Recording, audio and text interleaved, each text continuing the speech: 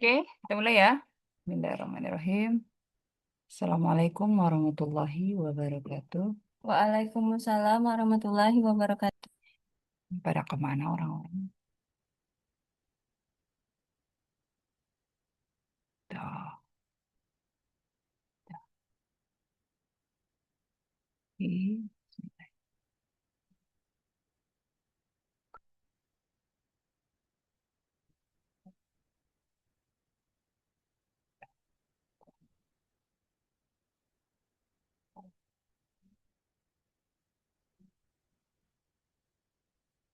ah,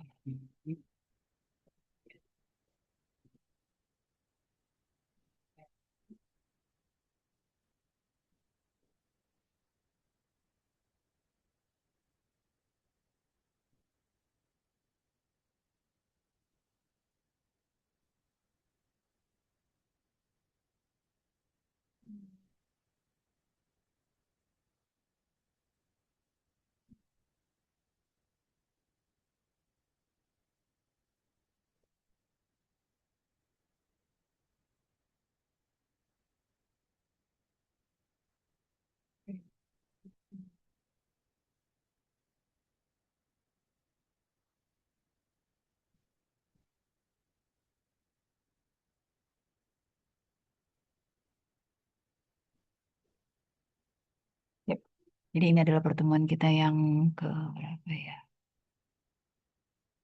Saya lihat deh.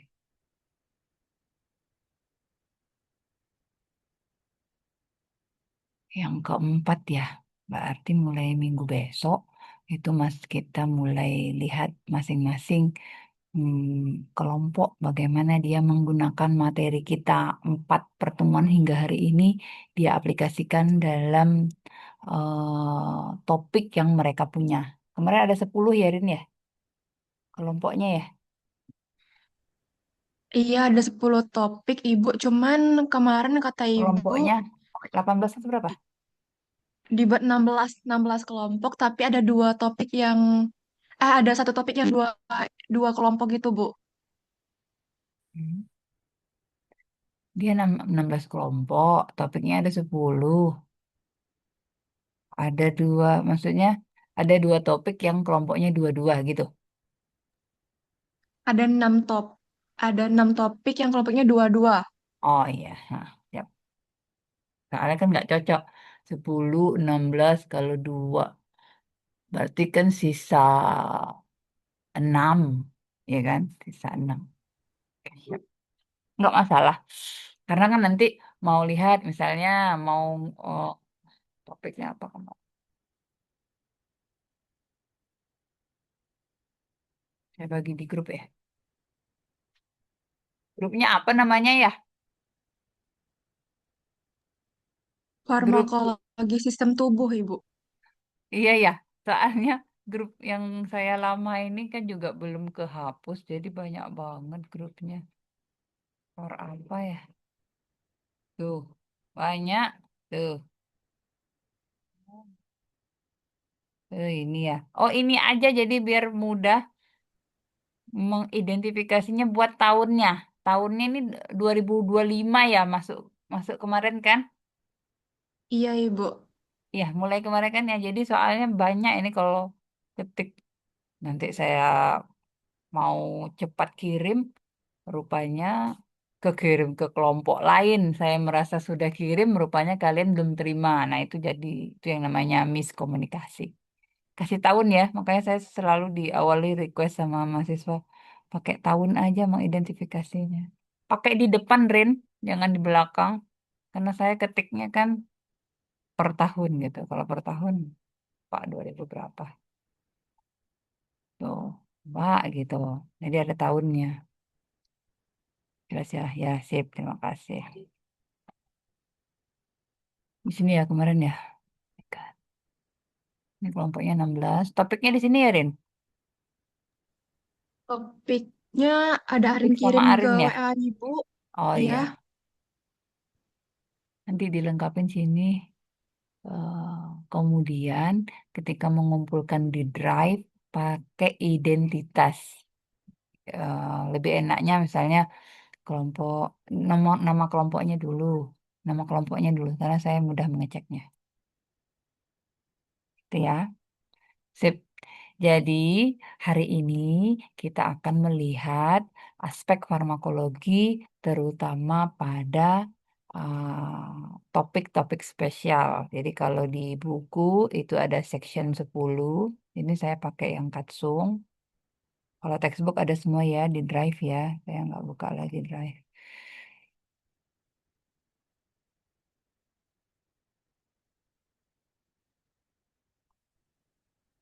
Saya simpan di mana kemarin Drive-nya? Di Ganjil apa yang?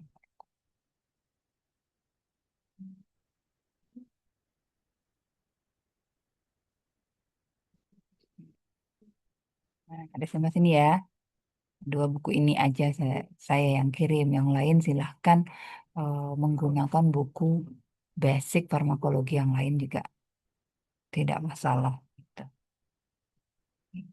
Nah, kenapa perlu memperhatikan farmakologi pada kondisi khusus gitu? Tentu saja karena pada kondisi tersebut penggunaan obat itu tidak memberikan tampilan yang tidak sama, ya.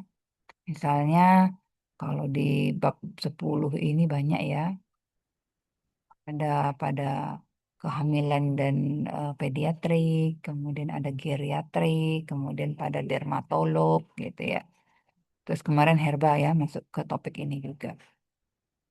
Namun hari ini kita lihat yang aspek eh, farmakologi pada perinatal dan pediatrik. Oke, saya baru ambil tabelnya tadi. Bentar. Ah,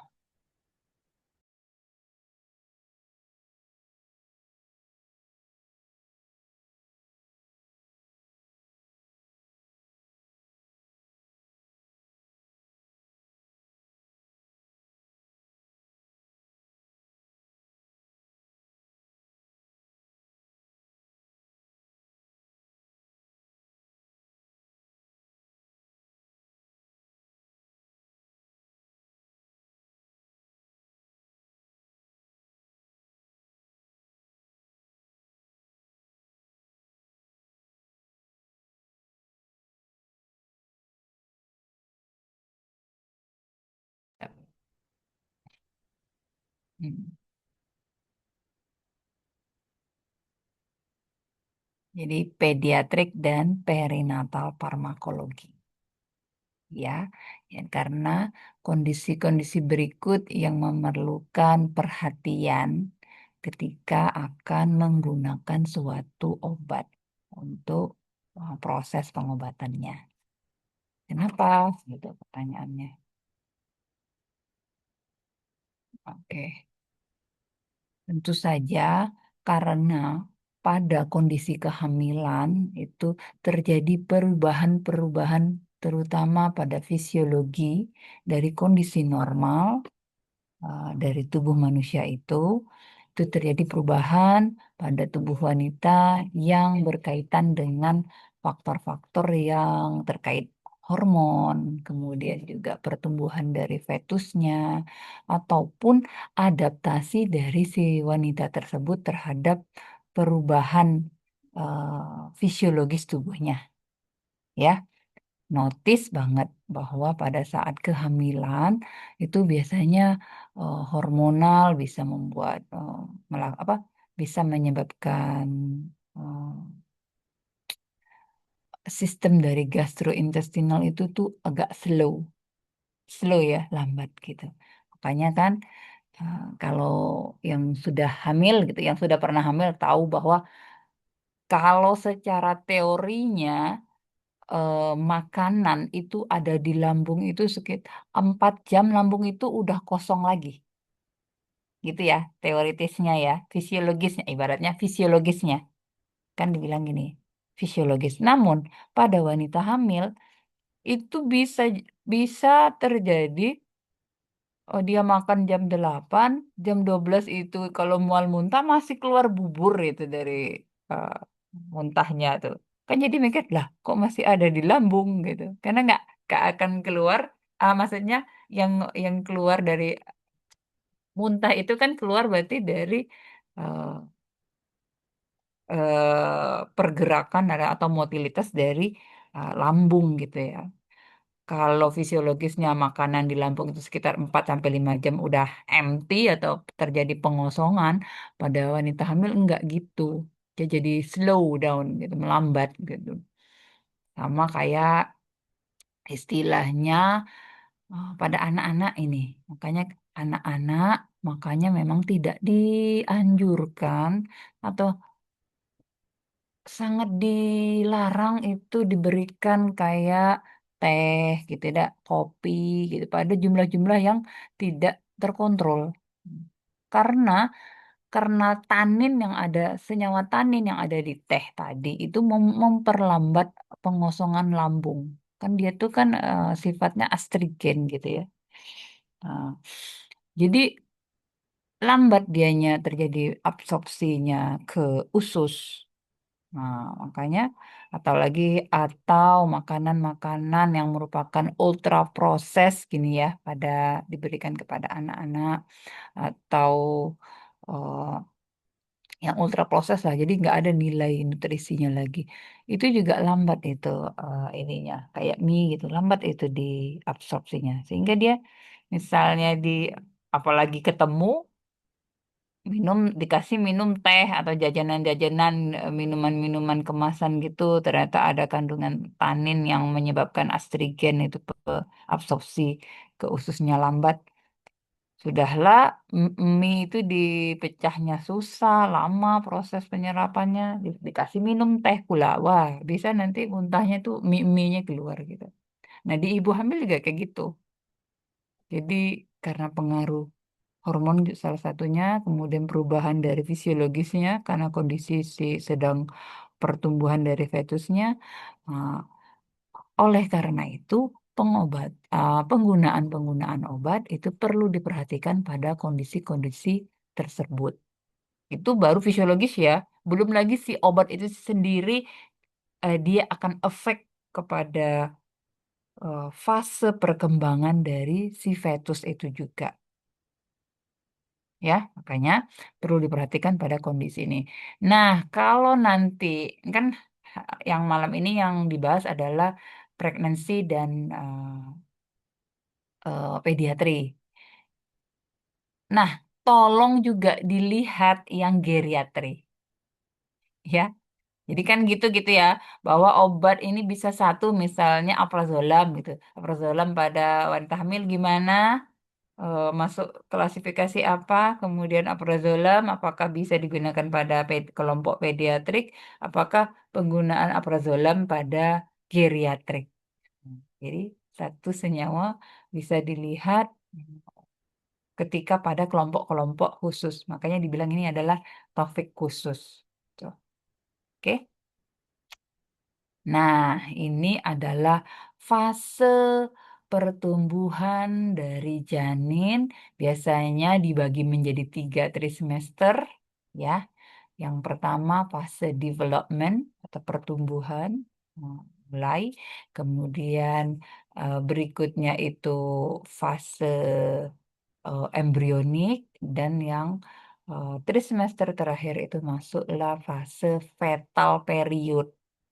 Nah, ya, makanya perlu sangat diperhatikan penggunaan senyawa-senyawa obat untuk kondisi medis, untuk kondisi patologis pada si ibu hamil itu dilihat dari usia kehamilannya. Oke. Nah, makanya kan eh, FDA atau FDA itu mengeluarkan klasifikasi agen-agen atau senyawa-senyawa yang bisa harms atau bisa melukai atau mendefect atau memberikan dampak buruk pada janin gitu. Makanya bilangnya teratogenik agent gitu. Kan ada teratogenik, ada mutagenik, gitu apalagi mutagen, kemudian hmm, yang terhadap ada yang mudah bermutasi, kemudian karsinogen gitu ya, senyawa-senyawa yang uh, ter, ter terpapar aja bisa menyebabkan karsinoma gitu, walaupun mungkin memerlukan waktu waktu pemaparan tuh yang lama. Nggak pas saat papar itu muncul reaksinya, namun dia chronic effects-nya gitu. Ya, jadi biasanya nih ini minggu ya, hitungnya dalam minggu ini. Minggu satu, dua, biasanya dari semester pertama, kayaknya kadang. Nah, dan juga tuh biasanya, gini, banyaknya oh, kejadian teratogenik ini, itu tuh karena pada masa ini dari semester awal ini tuh ada yang tidak menyadari kehamilan. Ya, makanya selalu wanti-wanti terutama pasangan yang sedang merencanakan kehamilan, itu satu juga menjadi suatu perhatian ketika akan menggunakan obat, ya. Makanya kan suka ditanya tuh sama dokter, apakah sedang merencanakan kehamilan gitu, karena dia mau pilihkan obat yang safe, yang safety buat kehamilan trimester pertama. Atau kadang ditanya apakah sedang hamil gitu. Nah, kemudian biasanya yang suka kecolongan-kecolongan itu bukan yang pengantin baru ya. Biasanya kalau pengantin baru itu kan dia lebih aware ya, mulai dari pra pregnancy atau pada saat mulai pregnancy atau kehamilan itu biasanya makin meningkat kewaspadaan. Namun biasanya yang suka kecolongan itu ya pengantin-pengantin lama. Maksudnya gini, jadi misalnya udah merasa udah pernah punya udah memiliki anak, anak-anak udah mulai besar, terus si pasangan tersebut itu tidak menduga bahwa mereka akan kemungkinan bisa hamil lagi gitu. Kadang-kadang sampai itu kejadian sampai baru ketahuan hamilnya 5 bulan gitu. Berarti dia missing sampai berapa waktu itu ya nggak kasih nutrisi ke janin, terus makan obatnya juga bersyukur kalau pada saat rentang waktu 5 bulan pas dia mengetahui dirinya itu hamil dia nggak macam-macam gitu dengan penggunaan obat, bersyukur kalau enggak ya itu tadi makanya banyak banyak sekarang kan kelahiran-kelahiran dengan bayi-bayi yang mengalami defek gitu ya. Banyak sekarang istilahnya ada trisonomi, kemudian apa lagi gangguan gangguan pada fisiologis tubuhnya atau kecacatan-kecacatan. Makanya kalau penggunaan obat itu pada rentang nih seperti ini sampai 3 bulan ini. Ini periode pertama ini adalah zigot ya, implantasi dan zigot. Nah, kalau terja ter tidak sengaja menggunakan senyawa obat yang mengganggu pada proses ini ya tentu saja kehamilan bisa tidak terjadi. Gak jadi implantasi atau pembelahan zigot tidak terjadi. Gitu. Namun masuk pada fase ketiga ini ada senyawa-senyawa obat yang mengganggu development atau perkembangannya tadi pada trimester ketiga itu terjadi pengembangan dari sistem saraf pusat, jantung, ya.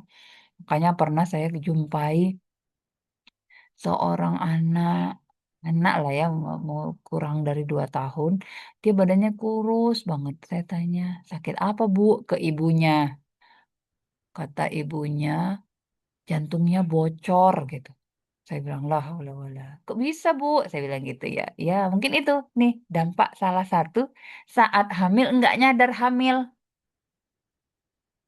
Nggak nyadar nggak nyadar kalau sedang hamil sehingga sedang melakukan perawatan pengobatan penyakit dia menggunakan obat. Nah, obatnya itu nih karena pada fase ini kan nih nggak terbentuk klep jantungnya. Makanya itu istilahnya jantungnya bocor.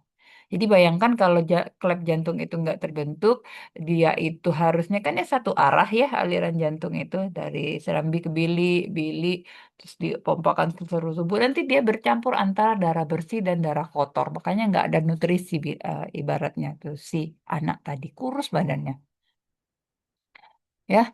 Dan nempel aja. Ada juga tuh yang terakhir bayi. Kalau bayi itu kalau nggak cepat, dia kalau ketahuan pas saat bayi, pertolongannya itu nggak bisa langsung cepat karena masih permukaan tubuhnya masih kecil gitu ya. Sehingga memang ya tidak banyak yang selamat kalau yang seperti itu. Namun ya diperhatikan lagi disesuaikan juga dengan tingkat keparahan yang muncul pada si eh, janin dan bayi tadi gitu ya pada bulan keempat gitu terjadi mata jantung juga lengan kaki gitu nah pada fase-fase berikut ya nih kalau ini kalau pada ini ya pasti kematian prenatal kalau ini kalau terjadi menggunakan senyawa-senyawa obat yang dapat penetrasi terutama ke plasenta dia mengganggu pertumbuhan pada fase embrionik ini terjadilah abnormalitas yang mayor ya apakah tadi klepnya nggak jadi kemudian eh, pembentuk- di jantung, sistem saraf pusat gitu pada pertumbuhan si embrio ini. Nah, pada fase berikutnya, jika obatnya tidak diperhatikan, bisa terjadi defek-defek fisiologis, walaupun sifatnya lebih minor dibandingkan pada saat penggunaan obat pada masa embryonic development, ya. Nah, makanya perlu sangat diperhatikan penggunaan obat. Apalagi pernah tuh saya tetrasiklin ya. Tetrasiklin itu kan kontraindikasi pada kehamilan, pada trimester eh, 2-3 gitu. Karena dia dapat menyebabkan karies gigi di dia itu kan tersedimentasi di tulang. Eh, Sehingga nanti terjadi perhambatan pertumbuhan dari si bayi atau anak tadi, kemudian berakumulasi di giginya. Makanya suka lihat gigi anak-anak yang suka keropos-keropos, saya curiga apa ibunya makan obat yang obatnya tersedimentasi ke carrier si gigi anak tadi, makanya keropos-keropos gitu. Ya, itu satu. Ya, jadi ingat fase human development ini. Oke, jadi yang sudah pernah hamil jadi dapat informasi lagi, yang belum pernah hamil bersiap-siap kalau mau hamil, dijaga. Makanya ya, bahkan teratogen ini bukan hanya senyawa obat aja loh, bisa juga paparan sinar matahari, bisa juga yang terpapar radiasi bagi orang-orang yang bekerja dekat dengan radiasi. Radiasi mesin fotokopi aja itu udah ada risetnya itu. Defek ke ini, defek ke janin juga. Ya, pernah juga tuh riset dilakukan pada ibu-ibu pekerja yang ada di luar rumah, ternyata sedang hamil gitu ya. Ibu-ibu kan gak semua ibu-ibu beruntung bekerja berada di dalam ruangan, ada juga yang bekerja di luar ruangan gitu. Nah, itu dia tadi eh, hal-hal yang perlu diperhatikan pada masa kehamilan. Oke. Nah, ini adalah apa saja yang terjadi perubahan selama kehamilan. Ya, terjadi peningkatan retensi air, makanya suka ada bengkak kaki ya. Kemudian peningkatan cairan ekstraselular, kemudian kardiak outputnya juga meningkat gitu ya. Kemudian tekanan osmotik pada koloidalnya menurun. Kemudian terjadi progresif peningkatan antara eh, dari renin selama masa kehamilan, renin RAA biasa kita bilang ya. Makanya ada cenderung eh, meningkat tekanan darahnya. Nah, apalagi kalau udah tekanan darah ini juga harus jangan jangan ini ya, ibu-ibu atau wanita-wanita yang yang mempunyai tekanan darah mungkin relatif tinggi dibanding yang normal, kemudian hamil, itu janganlah tidak melakukan pemeriksaan. Ya, kasihan itu. Jadi tekanan yang tinggi itu tuh melukai si janin. Jadi pernah itu.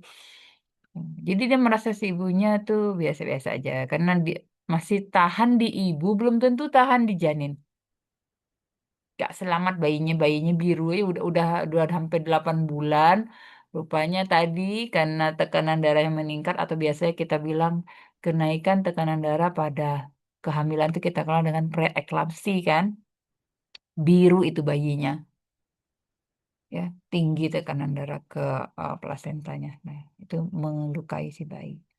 Kemudian juga nih peningkatan dari kadar aldosteron, kemudian turun nih tahanan perifernya turun, kemudian juga makanya kenapa mual muntah ini karena gastric acidnya meningkat, kemudian delayed atau decrease penurunan dari pengosongan lambung, absorpsinya meningkat, kemudian Waktu intestinal transitnya juga meningkat.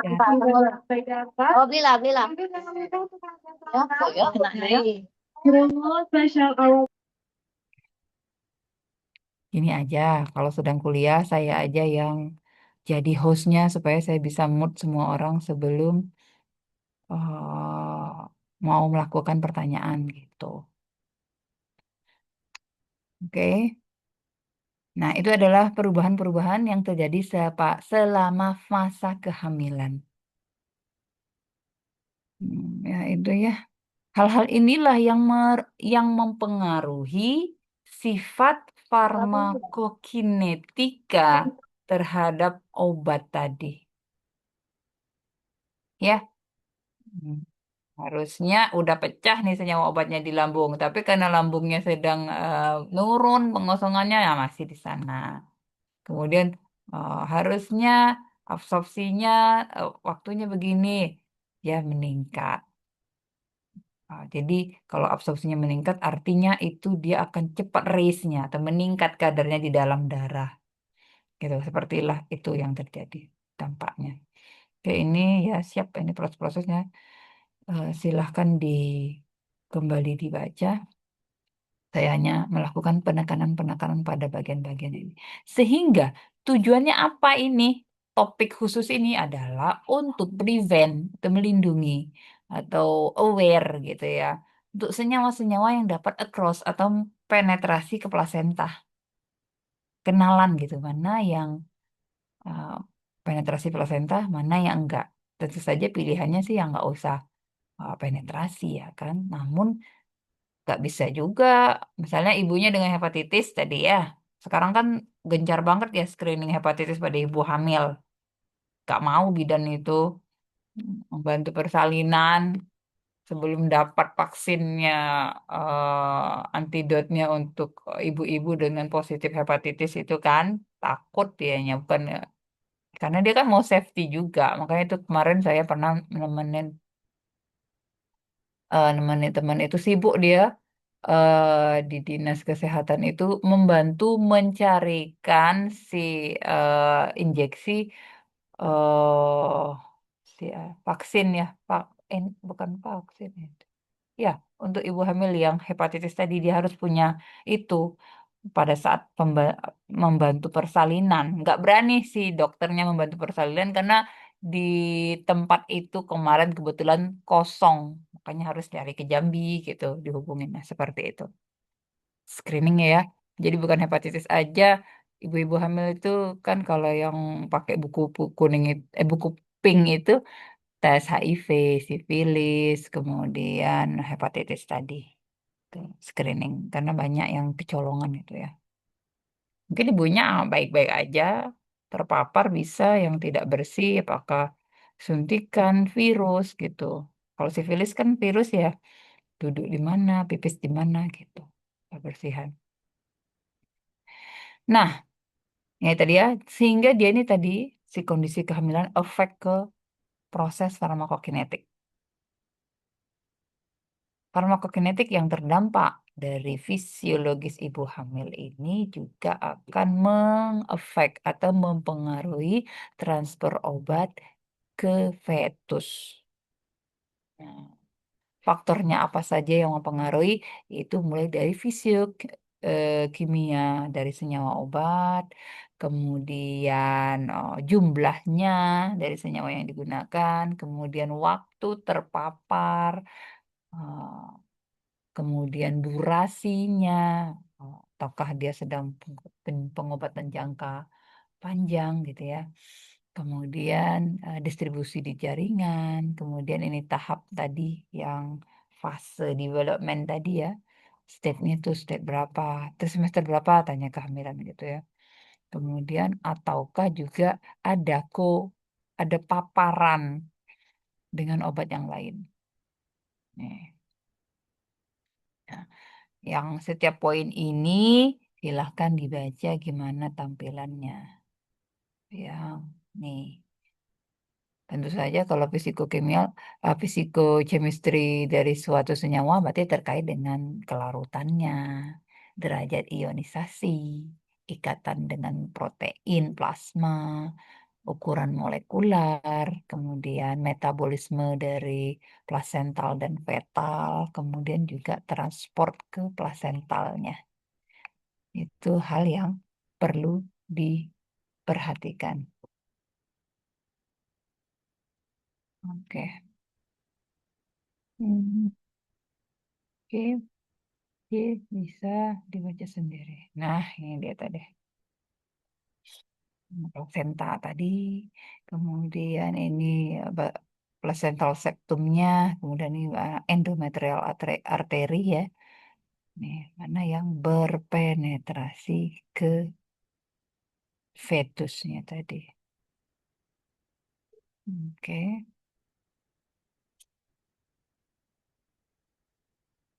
Nah, biasanya yang didapatkan dari ibu itu kan antibodi. Makanya ya, kejadian waktu COVID kemarin ya,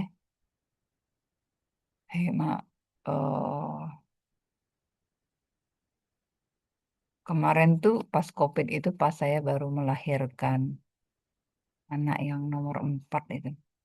Takut-takut juga itu kan, tapi ya karena nggak banyak keluar rumah. Namun ya itu terlalu masif ya informasinya itulah.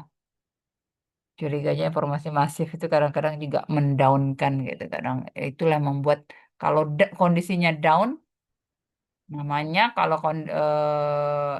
seseorang sedang down itu ya imunitasnya menurun. Makanya juga rentan kan. Makanya agak agak kontraindikasi juga yang isolasi itu ya, bukan mempercepat penyembuhan tapi malah meningkatkan progresivitas dari si invasi si virus tadi. Nah, ternyata contohnya kayak si COVID tadi, si virus tadi, si tubuh ibu itu sudah memformulasikan bahwa dia akan lebih banyak memberikan antibodi kepada si bayinya tadi. Makanya memang sarannya nggak dipisahkan dari bayinya. Gitu. Bayinya itu survive dengan antibodi si ibu.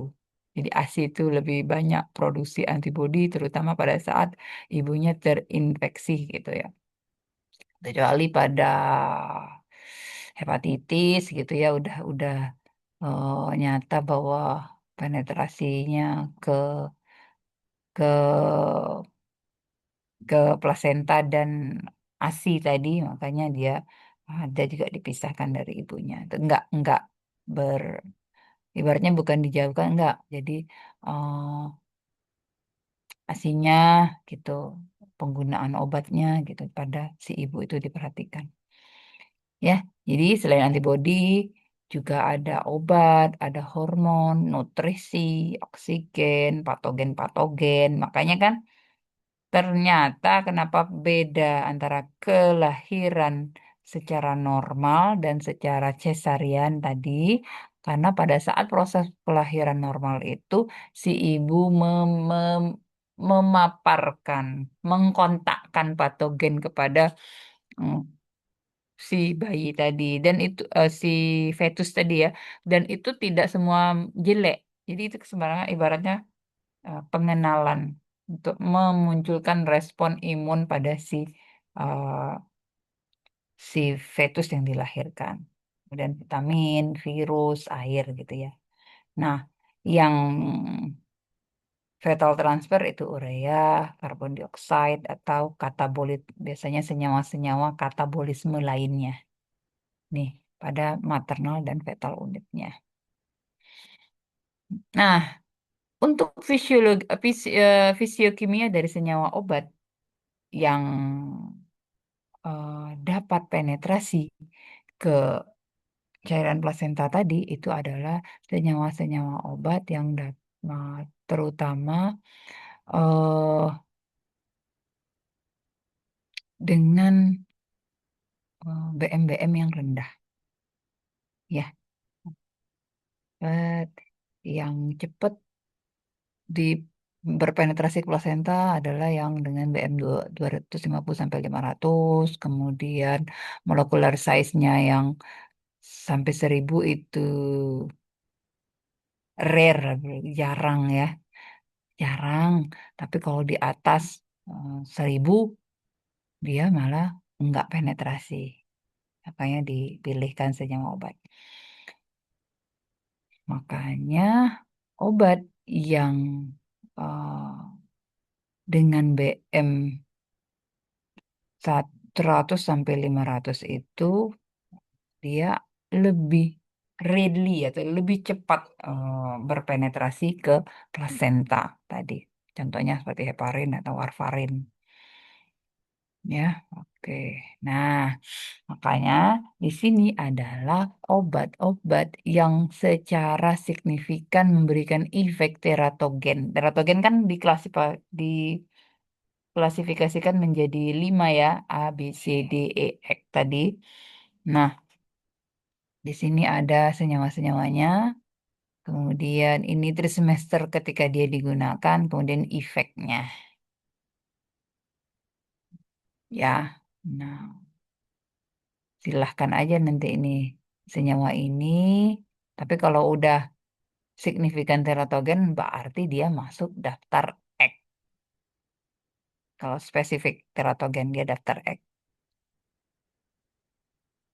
Tetrasiklen. Nah, tetrasiklen bahkan pada semua oh, trimester tadi gigi dan tulang ya. Asam fosfor biasanya ibu-ibu dengan epilepsi. Nah, itu jadi perhatian. Ibu-ibu dengan gangguan yang menggunakan warfarin pengencer darah tadi ya. Nah, pertama terjadi mal hipoplastik dari nasal bridge-nya. Kemudian di semester kedua CNS malformasi atau malformasi dari sistem saraf pusatnya. Sedangkan pada trimester ketiga resiko perdarahan karena dia kan memang pengencer ya warfarin ini. Oke, itu penetrasi plasenta dan fetal metabolisme dari obatnya itu dapat silakan lanjutkan dibaca. Kemudian tadi sifatnya berarti yang BM kecil mudah penetrasi. Kemudian ada lagi sifat fisikokimianya, sifat dari senyawa obatnya, ya apakah dia termasuk kelompok yang gas, kemudian ataukah eh, yang transportnya aktif atau obat-obat yang sifatnya pinositosis gitu, atau obat-obat yang difusinya itu yang terfasilitasi tadi, ya, ketika dia penetrasi ke eh, transport ke plasentalnya, itu diperhatikan. Kemudian yang berikutnya selain BM yaitu adalah jumlahnya.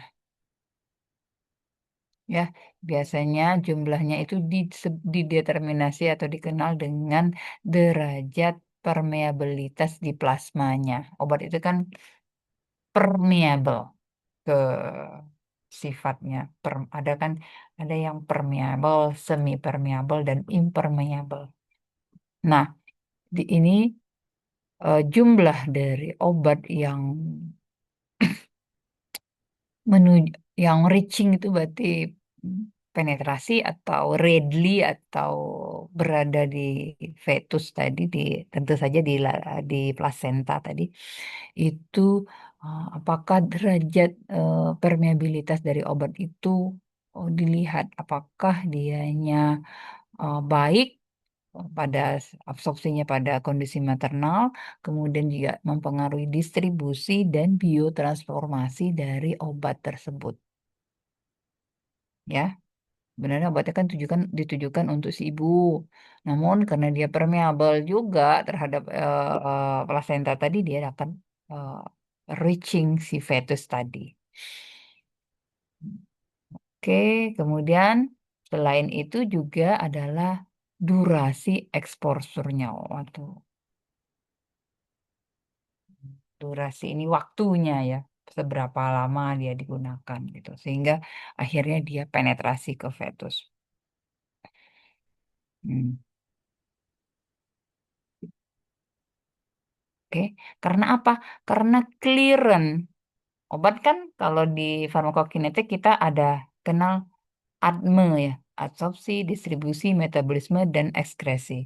Obat kalau udah digunakan, diabsorb ya. Kalau absorb berarti dia masuk ke dalam darah, kemudian dia distribusi menuju tempat dia akan bekerja, kemudian berikutnya dia seharusnya metabolisme. Apakah metabolisme untuk prodrugs menjadikan dia obatnya menjadi aktif drug, atau metabolisme yang memang untuk persiapan eliminasi atau biasa kita kenal dengan clearance-nya ya. Nah, jadi karena clearance dari fetus itu juga melalui ginjal, atau biasanya kalau ginjal berarti produknya urin. Nah, urin juga dapat karena si fetus tadi ya, kan fetus kalau pipis gitu kan di cairan amnionik tadi ya, kayak bilangnya. Makanya kan bayi kalau usia minggunya udah tinggi ya 40 itu cepet-cepet lah siap-siap ibunya untuk dibantu persalinan. Karena apa? Karena tadi si amnioniknya udah, si bayi udah aktif urinasi, si bayi sudah Nah, itulah dibilangnya plasentanya tuh udah nggak bening lagi, udah mulai kotor gitu ya. Nah, maka yang dia sebenarnya dia clearance karena tapi masih ada juga di cairan amnionik tadi, ya bisa kemakan balik atau tercicip oleh si bayi tadi. Kayaknya bilangnya kan kalau bayinya kelamaan dalam perut nanti dianya hmm, mengalami gangguan-gangguan karena tadi dia tuh memakan, istilahnya makan kotoran sendiri atau sampah-sampah metabolisme pada cairan amnioniknya sendiri. Ya, makanya kan pada minggu tinggi itu, minggu kehamilan tinggi itu plasenta tuh ada yang, ada pernah saya lihat di bidan itu waktu membantu persalinan, si ibu itu datang plasentanya udah mulai hijau berlendir, nggak berani bidan itu bantu persalinan. Udah bu, ke rumah sakit aja, alatnya lebih banyak yang membantu nanti. Kan kalau di bidan kan alatnya nggak selengkap di rumah sakit. Nah, apalagi kalau kehamilan-kehamilan dengan apa waktu gestasi yang panjang itu memang disarankan melahirkan di rumah sakit. Karena apa? Alat bantunya lebih banyak. Itu. Kemudian distribusi terhadap jaringan. Ini ada yang tersimpan di jaringan, kemudian ada yang di remove atau dibersihkan dari sirkulasi. Ya, lah dari sirkulasi, di sirkulasi berarti darah ya, tapi namun simpan di tulang tadi kayak tetrasiklin, ke gigi, ke rambut, ke jaringan adipos.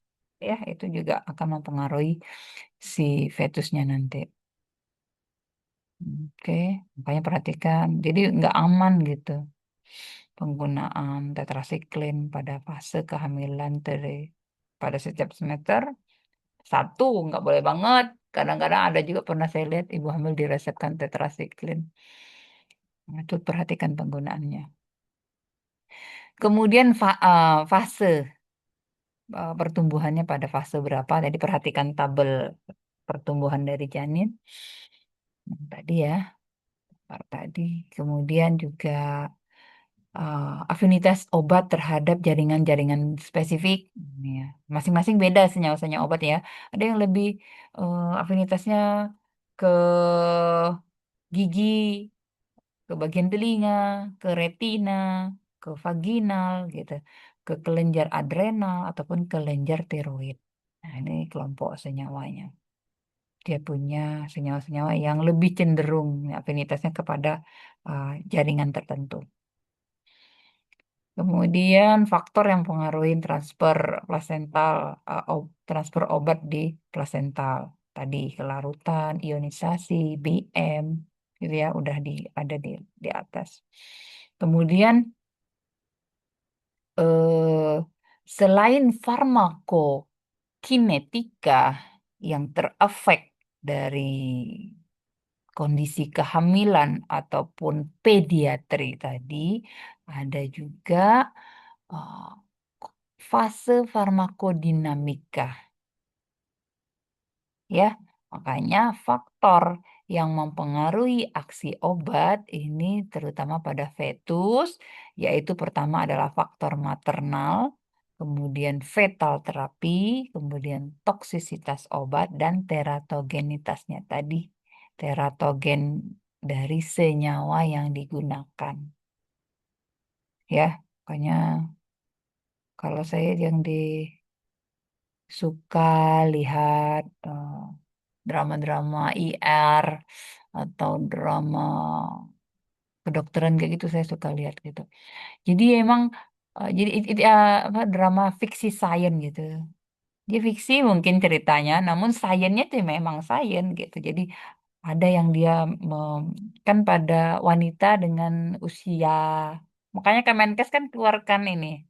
Eh, pernah dengar saya kemarin. Agak senewen juga saya dengan Perpres atau Perpres kayaknya itu bilangnya wanita usia 35 tahun tidak disarankan lagi untuk hamil gitu kan. Saya dengarnya tuh Allah, cuman 35 belum kawin, cuman dilarang punya anak gitu. Namun sebenarnya itu secara fisiologis itu kan keluar karena secara fisiologis si wanita pada usia tersebut juga mengalami perubahan-perubahan fisiologis pada tubuhnya. Jadi ketika dia merencanakan buat hamil, bukan tidak boleh, berarti harus melakukan penjagaan yang ketat pada masa kehamilannya tersebut. Karena kan mau meningkat kejadian Down syndrome, defek genetika pada usia-usia tersebut.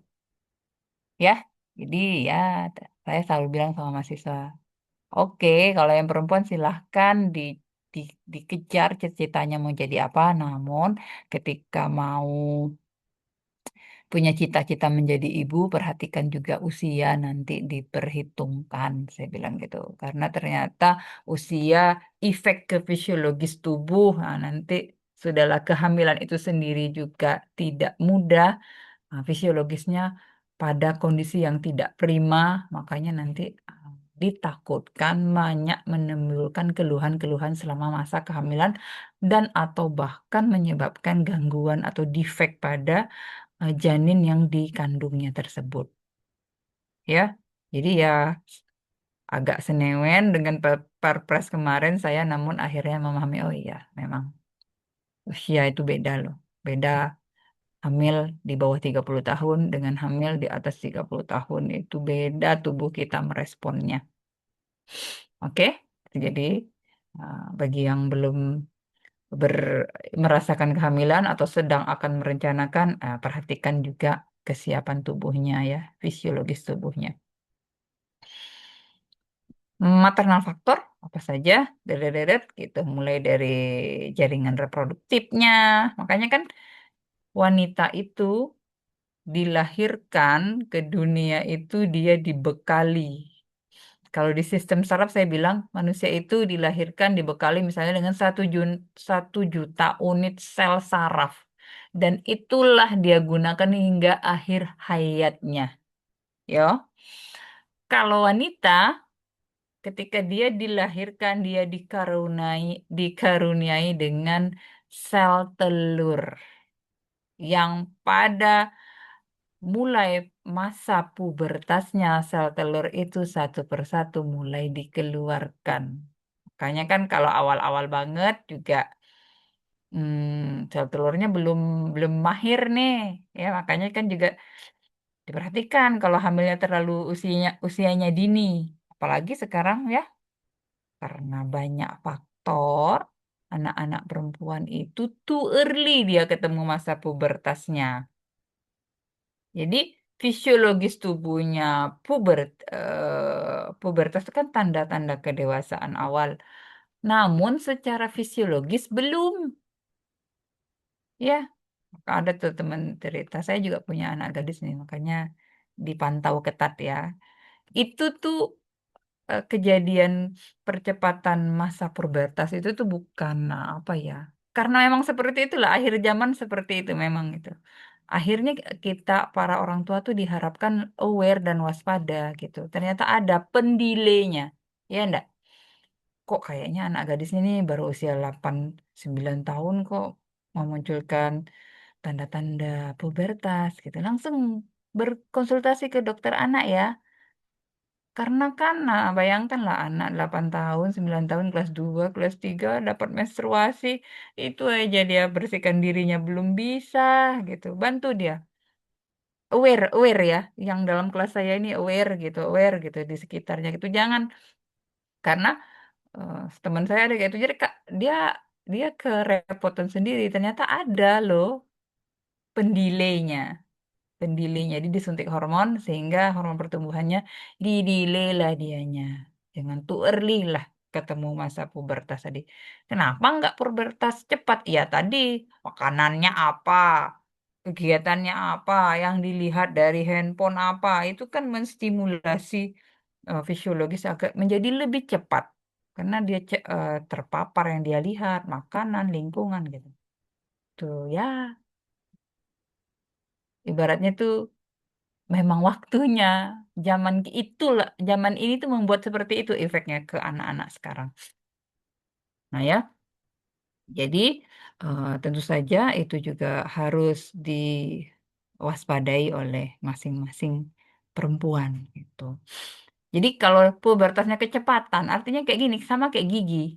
Ya, gigi anak itu kalau dia cepat tumbuh, artinya dia akan cepat tanggal untuk ketemu sama gigi aslinya. Nah, sel telur juga gitu, cepat keluar ya itu udah cepat. Ya. Udah dari 9 tahun udah menstruasi, berarti dia udah buang sel telur yang dia jatah dia, ketemu usia 30 tahun, belum bertemu pasangan misalnya. Nanti takutnya usia 35 tuh sel telur yang dihasilkan tuh udah enggak sebagus pada masa yang tadi 20 tahun gitu ya, 20 tahun. Di bawah 30 tahun tuh bagus-bagusnya sel telur yang dihasilkan. Nah, itu tadi. Makanya marak sekarang ya. Marak sekarang rumah-rumah apa bukan rumah ya, rumah-rumah tempat-tempat praktek program bayi. Ya, apakah mau dilakukan secara in vitro eh, atau dilakukan secara inseminasi. Itu tadi karena perubahan fisiologis tubuh si wanita tadi. Hmm, ya, kemudian ini ya, apalagi hamil belum, malah ketemu penyakit duluan. Nah, alter lah, berubah lagi di fisiologis tubuhnya gitu. Nih, pada penyakit tertentu. Kemudian fetal terapi. Biasanya ini terapi, biasanya pada wanita, kebanyakannya ya, risetnya itu kebanyakan wanita usia tinggi, yang tadi 35 tahunan ke atas, hamil. Nah, itu ternyata ada mulai terdetek keluhan pada si fetus. Makanya kan ada yang dilakukan pemeriksaan cairan amnionik gitu ya. Apakah bayi ini cenderung DS gitu? Ataukah ada keinian apa kerusakan genetik tertentu atau wallahu alam ya, semua dapat terjadi pada usia ini. Kalau kemarin saya lihat itu ada kakak kelas saya virus virus cacar ya. Bahaya nih cacar ini pada ibu hamil. Jadi sebenarnya si anaknya yang nggak tahu yang nomor satu atau nomor dua, si ibu ini terkena virus cacar kalau nggak salah. Kemudian rupanya ibunya nggak sadar sedang hamil. Jadi ya terpapar virus, akhirnya efek ke si janin, ternyata anaknya lahir pas lahir kayak utuh, itu utuh, masuk organ tubuhnya utuh, tak ada tampak kelainan-kelainan, rupanya efeknya ke cerebral palsy. Itu kan berarti anak-anak spesial gitu ya. Bahwa memang manusia itu dilahirkan sempurna dengan kesempurnaannya masing-masing. Jadi itu tadi, jadi ya cerebral palsy. Jadi anak spesial. Jadi, karena apa? Ya tadi karena ibu terpapar virus pada fase trimester awal. Itu diperhatikan. Atau ada lagi yang memang pada melakukan pemeriksaan, jadi memang detek, oh kok janinnya kayaknya detak jantungnya lemah atau mengalami defek-defek tertentu yang memang akhirnya dilakukan pengobatan truk atau langsung ke fetus tadi. Dari sebelum dia dilahirkan dia emang udah di treatment gitu kan. Nah, contohnya ini anti aritmia ya. Kemudian juga fenobarbital gitu. Oke, kemudian toksisitas dari senyawa obat juga itu juga efek pada kondisi perinatal dan pediatri. Oh, kemudian yang kita kenal dengan istilah teratogen. Nah, ini kayaknya yang penutup terakhir ya. Teratogen tadi yang kita klasifikasikan dia menjadi 5 klasifikasi tadi. Sip. Ini masing-masingnya nih.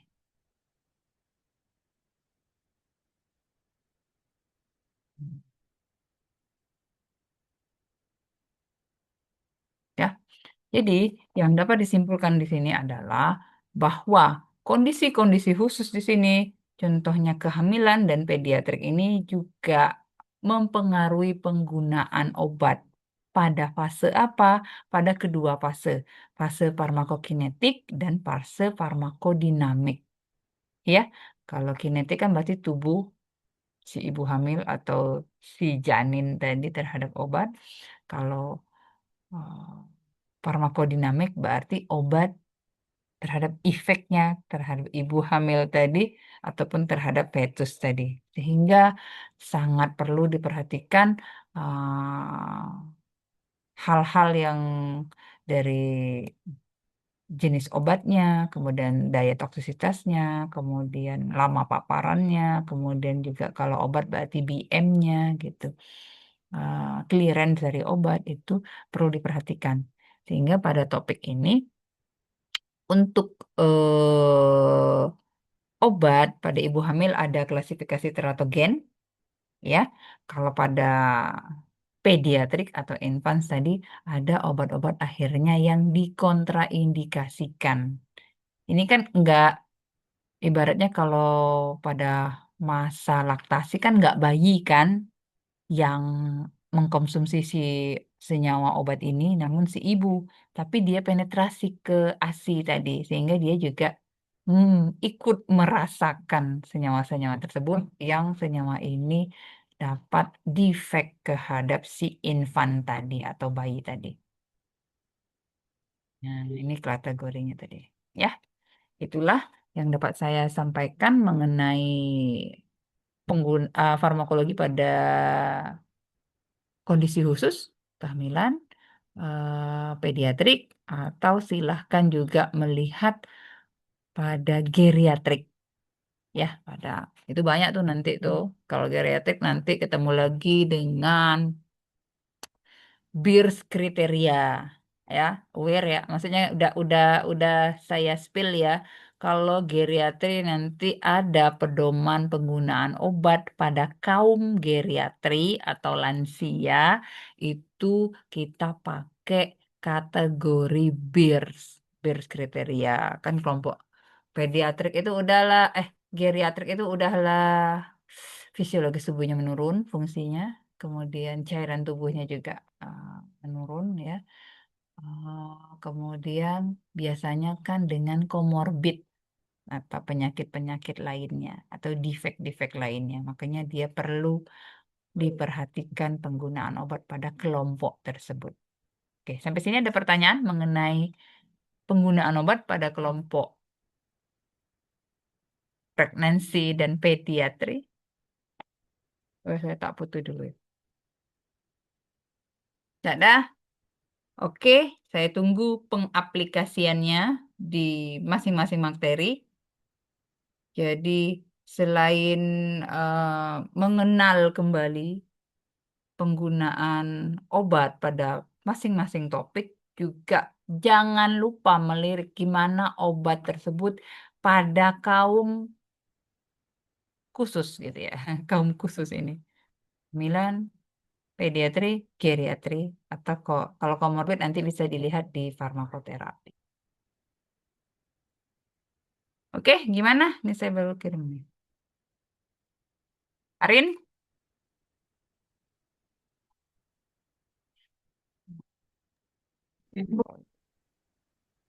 Oke, siap.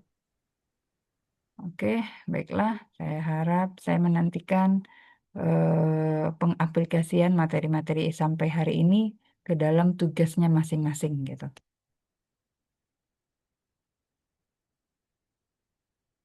Masih ada? Kalau tidak ada, mungkin kita cukupkan sampai di sini. Saya tutup dengan mengucapkan Alhamdulillah. Assalamualaikum warahmatullahi wabarakatuh. Waalaikumsalam Waalaikumsalam warahmatullahi warahmatullahi wabarakatuh. Oke, wabarakatuh. yuk. Terima Terima kasih, kasih. Bu. Sudah kuliah ada?